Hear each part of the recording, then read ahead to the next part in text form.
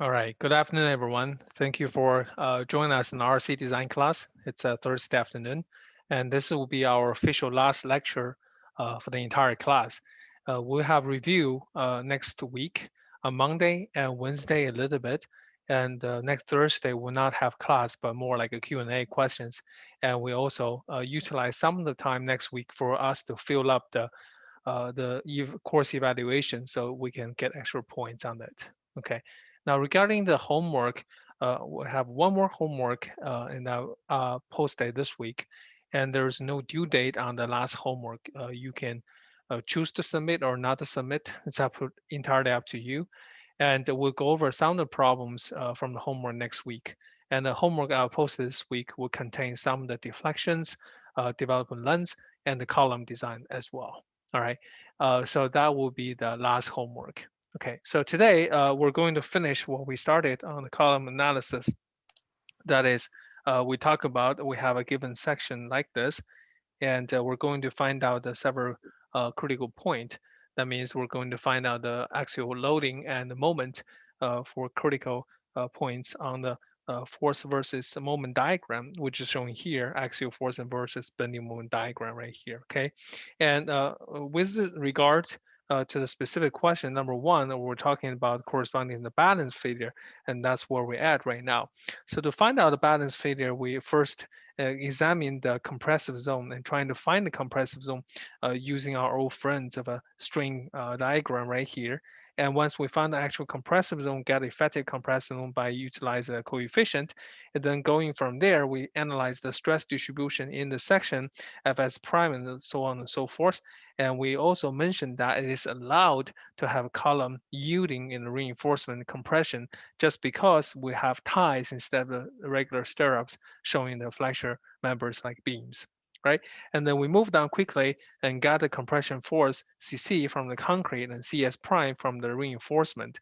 And then we did the tensile reinforcement. Since it yielded, we have 120 kips of tensile forces for the tensile reinforcement, right? And at that point, we said, look, we're trying to find the total axial force, total bending moment. How do we do that, right? So we did a little bit free body analysis. And by the way, this is called free body analysis, where we can actually show that axial force equal to the addition of a compression from the concrete, compression from the steel, and subtract the tension from the steel as well. Okay. And then moving on from that point, we also find out the moment is in terms of a moment summarized together. And this moment is found out with respect to the center line here. So half h basically, okay, half h. And now the distance for the compression force is h divided by 2 half h minus half a, because that's where the center of the compressive force for concrete is at, right? And we have the d prime, which is the distance between the top fiber and the compressive reinforcement. So that's where we have to find the distance, which is half h minus d prime for the compressive side. For the tensile side, we use d, which is the depth minus half h, all right? And we also emphasize that why we have a positive sign, because now in terms of rotation, both the moment from the compression and tension follow the, if I look at from right hand side rule, this is following anti or counterclockwise direction. That's why we have a positive sign here. All right, so the total moment summarized together is P multiplied by E, and that is the eccentricity multiplied by the axial force. So right here, I can start writing out the equation for eccentricity. So eccentricity E should equal to the moment M divided by the axial force P. And it's very critical that we find this eccentricity numbers, okay, in exams. All right. Okay, so this is where we left at from last lecture on Wednesday. Continue on this. So we'll start putting the numbers in for this problem. So P axial force equal to CC plus CS prime minus TS. You bring the number in CC 357 kips, and CS prime is 113.2 kips. Okay, and the tensile force is 120 kips. So that gives us a 350.2 kips of total axial force. All right, that is the total axial force. So how about the bending moment, right? So bending moment has a long equation right here, So I'm not going to copy this long equation, but just plug the number in here, okay? Plug the number in here. So number I got is 357 kips from CC multiplied by the distance. Half H is 10 inches minus half A is 4.38 inches, and then plus a 113.2 kips. That is the compression force from the compressive reinforcement, and distance of that is half H minus ds prime, so 10 inches minus 2.5 inches, and then plus the tensile force, which is 120 kips, 120 kips multiplied by the distance, and d is 17.5 inch minus half of the height, which is 10 inches, and that gives me a total moment. Now be careful, all this you can see that the units in terms of kips, inches, right? Kips, inches. So this is not ideal for us because remember, we want everything back to kip foot. So you take the whole thing, bracket out, divided by 12 inch per foot to convert back to kip foot. Okay, so after this mathematics, and you got moment of 310 kip foot. 310 of kip foot. So now the eccentricity E should equal to what? Moment divided by axial force m over p. That is 310 kip foot divided by the total axial force of 350.2 kips.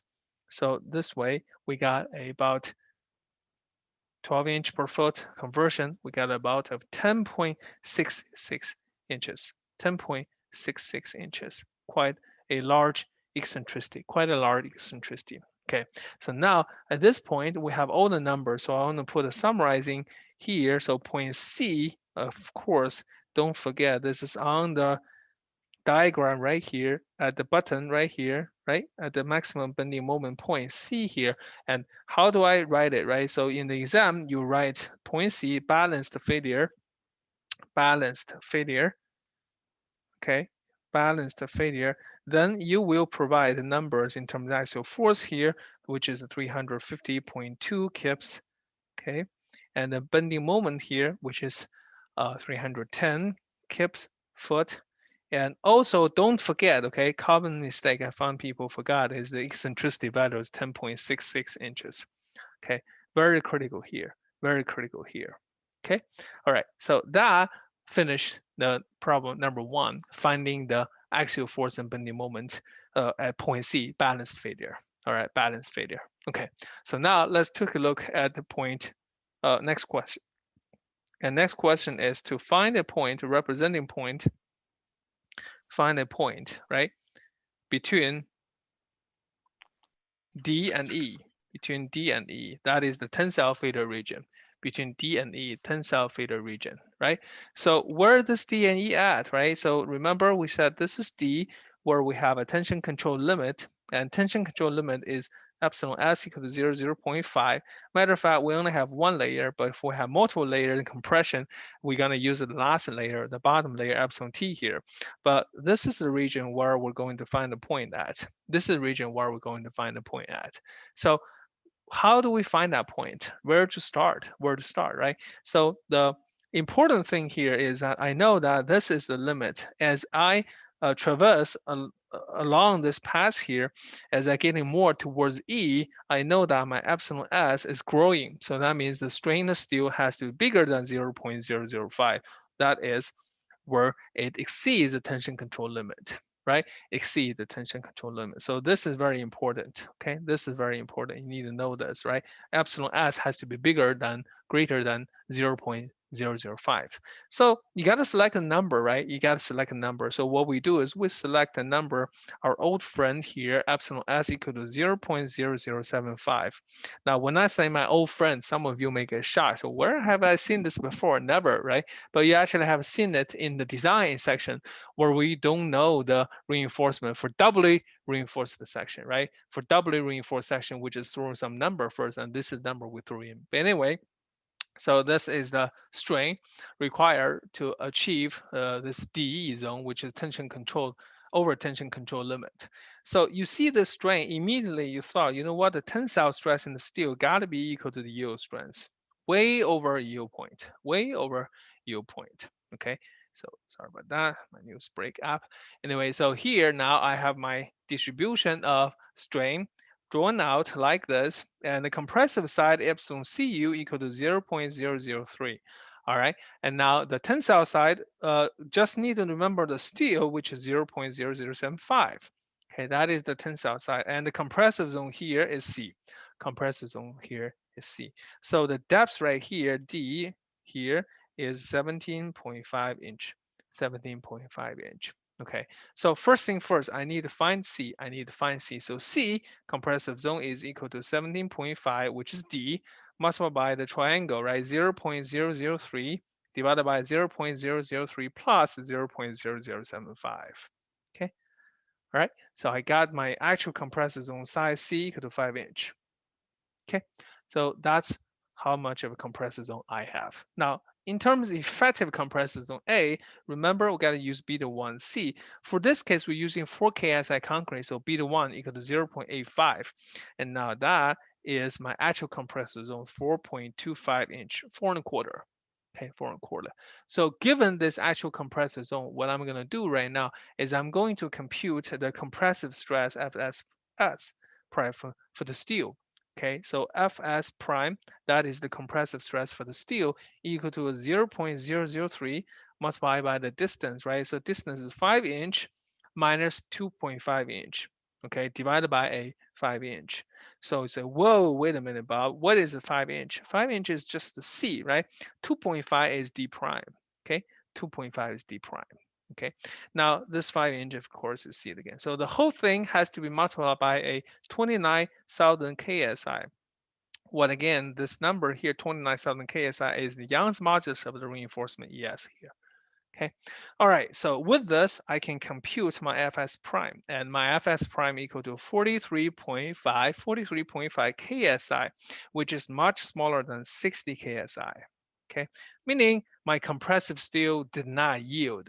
Yahoo, right? Very great. Good news, right? It's not yielding. You said, Bob, it can yield, but I'm very happy that does not yield, right? I prefer it not yield.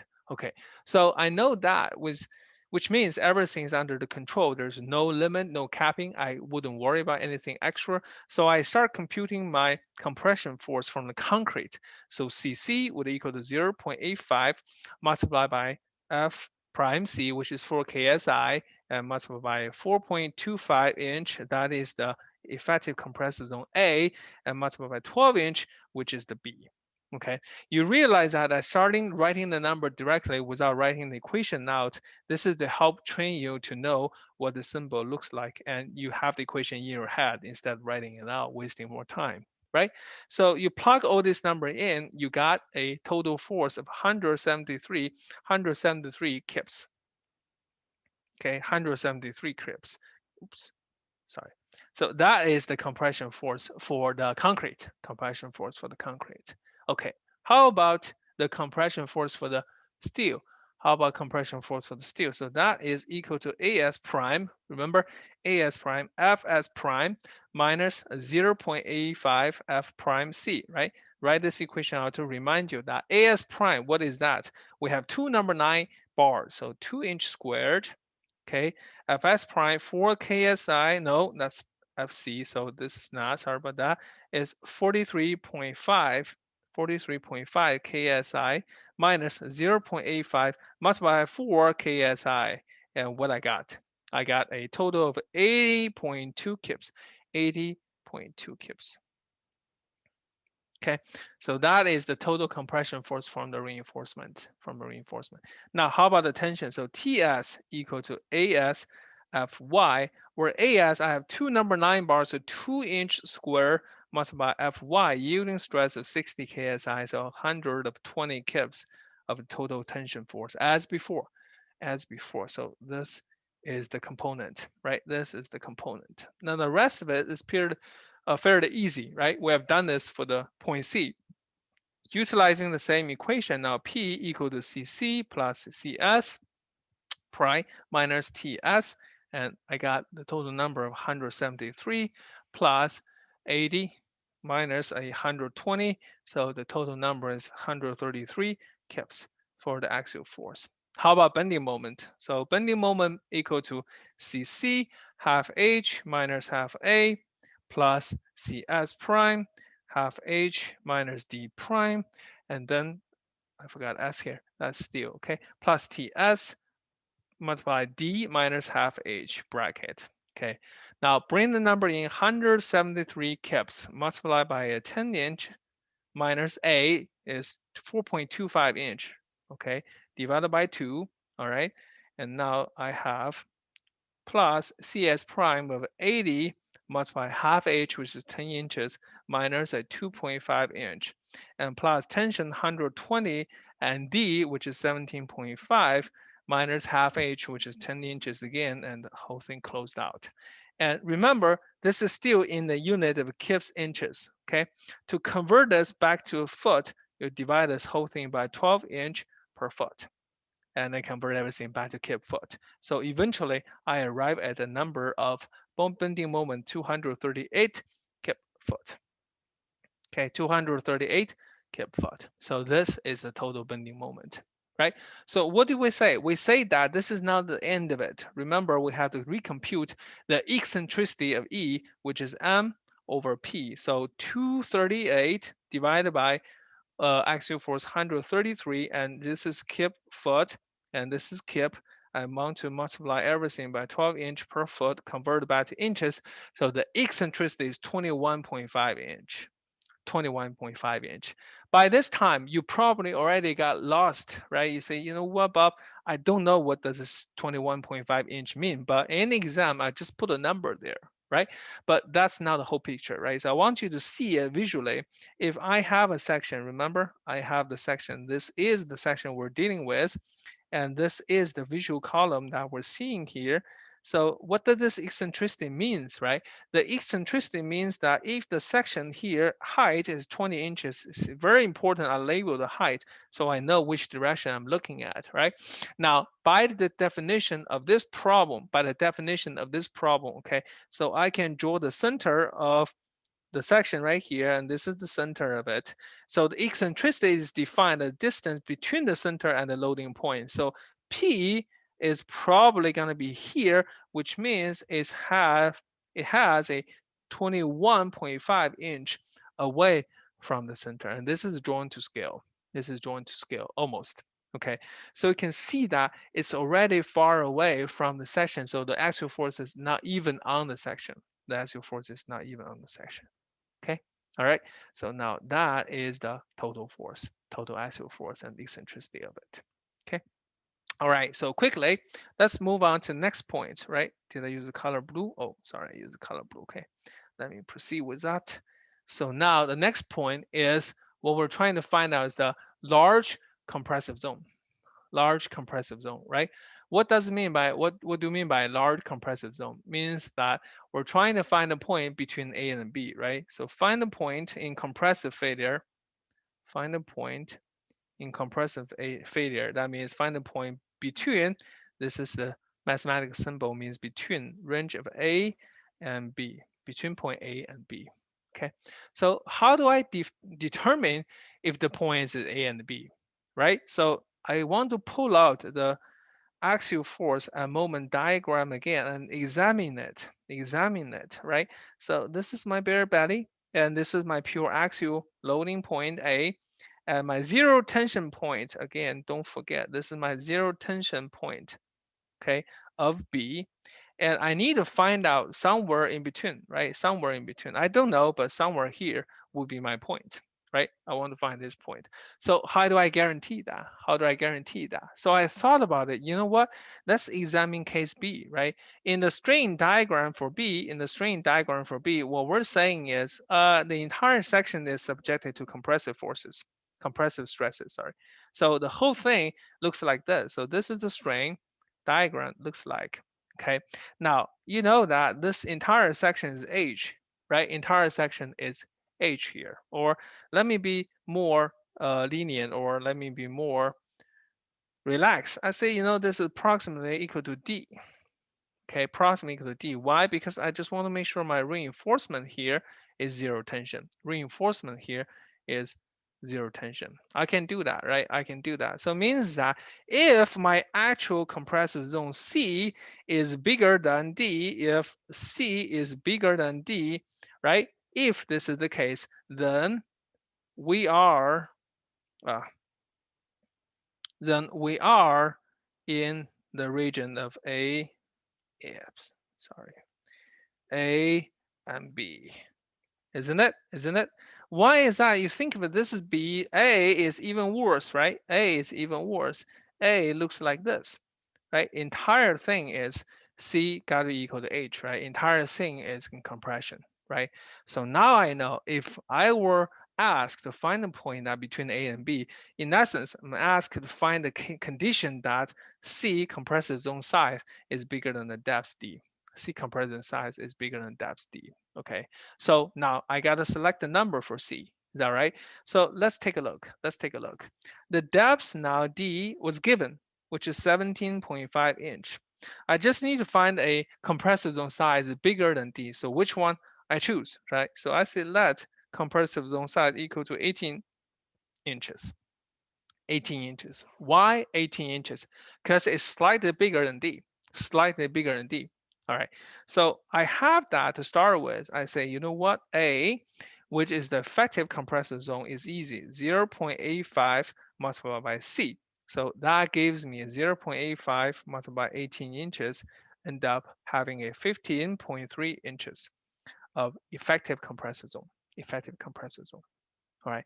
Immediately I say, you know what? This is very nice because I can compute the compression forces now. Don't forget 0.85 F prime C 4 KSI of a concrete, right?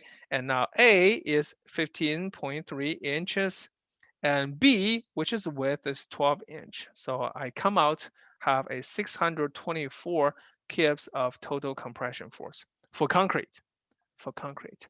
So once I figure out the concrete contribution for compression, I need to find out steel and Fs prime, which is the stress in the compressive side of steel, right? And that is Es multiplied by epsilon S prime. So use the same equation showed before, and this essentially is C minus ds prime divided by C multiplied by epsilon. Oh, don't want to use epsilon here. Epsilon Cu. Okay, so I bring the number in, right? You know that Fs prime equal to ES 29,000 KSI. That is Young's modulus of steel multiply C. In this case now, what is my C? I choose 18 inches. And what is my ds prime? 2.5 divided by 18 and multiplied by 0.003. Okay, so I got my number of compressive stress in the steel equal to a total of 75 KSI. 75 KSI. If I have a steel grade 75, I'll be super happy because this just reached the yielding limit of that. But unfortunately, I find out that is bigger than the current grade 60 steel I'm using, which is 60 KSI. So what I say, you know what? I have to cap it at 60 KSI. So I have to let Fs prime equal to 60 KSI. Cannot go beyond, cannot go beyond. All right. Okay, so that is Fs prime, right? 60 KSI, which I'm happy. But now I thought about, you know what? I can find my tensile stresses, right? Fs now. But to find my Fs, I still need my Young's modulus ES and the strain in the tensile region, epsilon S. Now, what is the strain in the tensile region, right? So I open up my strain diagram, I start examining, right? And I want to be very careful. Why am I have to be careful? Because the whole thing is almost subject to compression. I have chosen a C that is 18 inches, 2-inch shy from being the whole cross section, right? 2-inch shy from being the whole cross section. So this is how the strain diagram actually looks like. Okay, you see that predominantly I have compressive strain in the section. Predominantly I have compressive strain in the section. Okay, oh compressive, oh compressive. A tiny bit of tension, tiny bit of tension. And I need to see where exactly is my tensile reinforcement at, right? But lo and behold, don't you remember? We have a concrete cover, right? Concrete cover right here, a 2.5 inch. So meaning D is 17.5 inch, which is slightly here less of the 18 inch we selected. So surprise, the tensile reinforcement now, which is supposed to be under tension, is in compressive zone. In compressive zone. What does that mean? Means that this fellow right here is no longer positive. This fellow here is no longer positive. It's going to be in the negative region. It's going to be the negative region. How? Negative, right? How? Negative. So let's take a look. So this is ES, modules of steel, and which, let me just, well, not yet. Let me write out. Okay, keep this symbol here. The strain for the steel now, using this triangle, right? I can find the strain in the steel. So that is epsilon Cu multiplied by D minus C divided by C. D minus C divided by C. Okay, so bring the number. So this is 29,000 KSI. We're okay with that. And multiply epsilon Cu, which is 0.003, multiplied by the depth is 17.5 inch and minus of 18 inch. That's where the negative sign comes from, right? The 17.5 minus 18 divided by 18 inch and bracket outside. I got this whole thing. Got this whole thing. Okay. So after computation, right, you find out this is actually a negative 2 KSI, negative 2 KSI, meaning now the tension force become compressive. Tension force become compressive. Okay, what do we do? This is what we do, right? So the total axial force P would equal to compression from the concrete, compression from the compressive steel, minus the tension from the tensile reinforcement. But unfortunately, this is no longer possible anymore, right? So here I have 624 kips from the CC, and I have a tensile for I have a compressive source of what? 60 KSI multiplied by 2-inch square. Wait, Bob, where is the 60 coming from? Remember, it yielded cannot go beyond than 60, so we kept at 60. Okay, now I have this poor little negative 2, and I have a minus sign in front of this, so I said minus and minus 2 KSI multiplied by 2-inch squared. Again, 2 inches squared because two number 9 bars, right? Two number 9 bars. Okay. All right. So that is the total axial force. So negative, negative, positive, right? So this becomes adding, and the whole thing comes out to be a 748 kips. 748 kips. Okay, very large axial force, And then proceed with the moment. Moment would equal to 624 multiplied by the 10 inches minus A divided by 2, which is 7.65 inch divided by 2. Okay, and then I got, sorry, now 76.5 inch divided by 2. Okay, it's, where's my A? 15.3 divided by 2, right? 15.3 divided by 2. Okay, and then plus 120 kips, that is the compressive steel, and multiplied by 10 inches minus a 2.5, and 2.5 is ds prime, okay? Don't forget this. And then now, this is the tricky part. I was supposed to add that moment caused by the tensile reinforcement. Is that right? I was supposed to add that, but now the tensile reinforcement become negative. Supposedly tensile reinforcement become negative. So instead of adding, I have the subtract now, reversed sign. Okay, so minus a what? Minus of a minus 2, sorry, not minus, but minus a 2 multiplied by 2. This is 2 KSI, right? From the compressive side, from the compressive stress and the tensile reinforcement, kind of awkward. And 2-inch squared, because I have two number 9 rebars, okay? Multiplied by a distance D, which is 17.5 inch minus half of the height, 10 inches. Half of the height, 10 inches. Okay, so after all said and done, my total moment now would equal to 195 kip foot, 195 kip foot, which is significantly smaller. But nevertheless, eccentricity still goes by m over p, so 195 divided by 748 and multiply 12 inch per foot, convert that to inches, and I have a total of E of 3.12 inch, very small number, right? So that means if I copy, I'm getting very lazy, but if I copy my drawing here, and I want to show where the eccentricity is at, right? Where I want to show where the eccentricity is at, I simply can show it like this. And now I just need to move my axial force all the way, and down close to it. And now this here, ladies and gentlemen, is my eccentricity equal to 3.12 inches. Very small, very small. Okay, that makes sense, right? That makes sense. All right. Last but not least, pure compression. Pure compression. Okay. Now, what is pure compression, right? What does it mean, Bob? It means point A on the axial force moment diagram. It means point A on the axial force moment diagram right here, A. Okay. Now, how do I know it's A? How do I know it's A? Simple, right? In the previous case, number 3, we say that we set the compressive zone equal to the depths, right? And now larger than the depths, right? So what we can do right now is we simply set C equal to infinity. Okay, the whole thing, right? The whole thing is going to in compression, and we can enforce that the eccentricity is 0.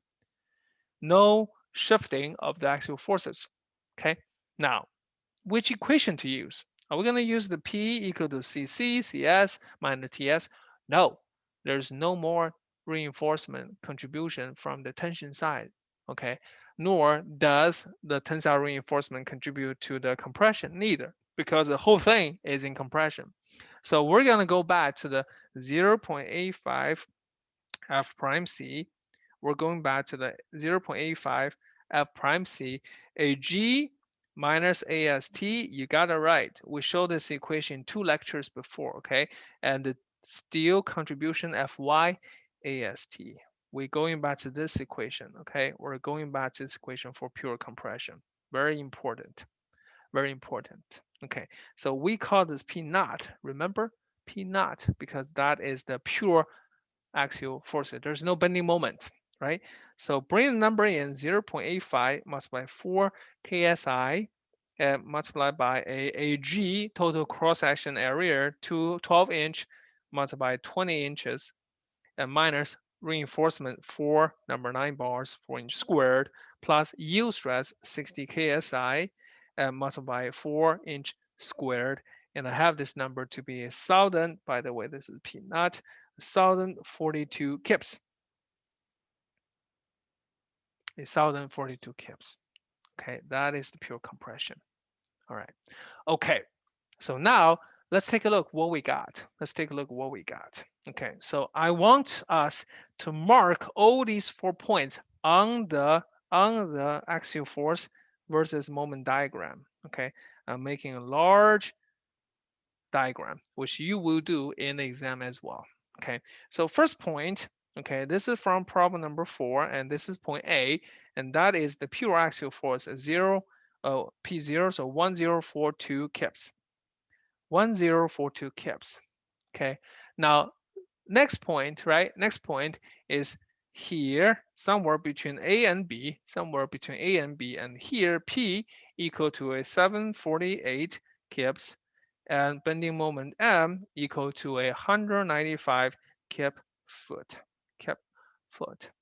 Okay, and you march forward, I got a point where I found out from the balance failure point C here, and this is P equal to a 357 kip and moment of 317 kip foot, right? And then the next point is somewhere here between D and E, okay? Between D and E, okay? So between D and E, and this is between A and B. Okay, now this gives me axial force of P equal to 133 kips, 133 kips, and the bending moment of 238 kip foot, 238 kip foot. And those are the points we got. Okay, so now this is all the points we got from this exercise. I'm going to go ahead and connect them in the nonlinear fashion, right? In the nonlinear fashion. Okay, and when I connect them, I start to see the interaction diagram. Okay, I may have missed several points on the interaction diagram, but this is what I see. Okay, now this is not all information we obtained, but we also obtained the eccentricity. So marching from O to A, I got my eccentricity equal to 0, right? Because there's no eccentricity. And to 0, from 0 to 3, or a point between A and B. In this case, I got E equal to a 3.12 inch. Okay, and then 0 to C, got E equal to a 10.66 inch, and 0 to D and E, somewhere here, I got a E equal to a 20.83 inches. And then the last, although we did not compute, but you should know that the eccentricity should equal to infinity. All right. Okay. All right. That's it. That's all we need to do for a simple column analysis. Okay. So it is yet not short. It's very simple, but not short, isn't it? Very long, very long. All right. So now in the exam, will we have to do this? Will we have to do the whole thing? No, you do not. Such a relief, eh? No, you do not. What we will do is we'll still give you a section. We'll still give you a section, but we'll ask you, right? Find the axial force, bending moment, and eccentricity at balance failure, pure axial loading, or pure bending, right? So we'll ask you a particular point, and please draw that. Please draw that. If we are being excessive, that I hope won't be the case, we will ask you for all these points to draw the moment, draw the axial force and moment interaction diagram. But most likely, we're just going to ask you a few points. Okay. All right. That's all I want to cover for today, and I'm going to stop here. And you're welcome to stay behind if you have a question. If not, I see you on Monday. All right. Thank you.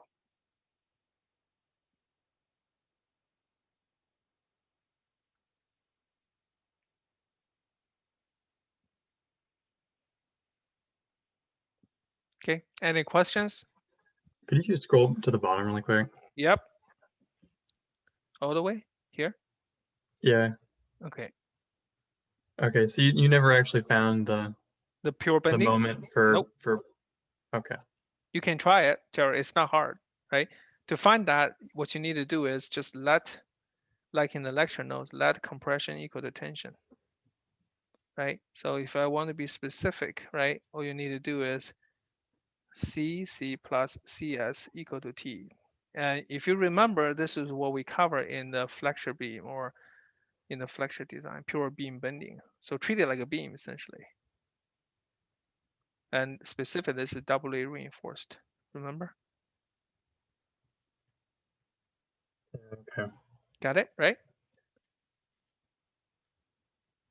Yeah, thanks. Yeah, not a problem. Anything else, folks? Are we happy with the column analysis? I know it's long. I particularly not so interested in it. But tell you the truth, before my qualified exam for my first PhD, I spent 2 weeks on this. So I'm an expert now. Okay. Needs a little bit more practice, but once you get hint of it, you really like it because it gives you a lot of information for a column. All right. Okay. Well, if nothing else, I'll see you on Monday where I can show a design problem with this quickly. And I'll demonstrate how to utilize the design interaction diagram using the textbook diagram. All right? Okay. Abby, I need to talk to you about your exam arrangement. Rest of us, see you on Monday, okay? Stop recording and then see you Monday.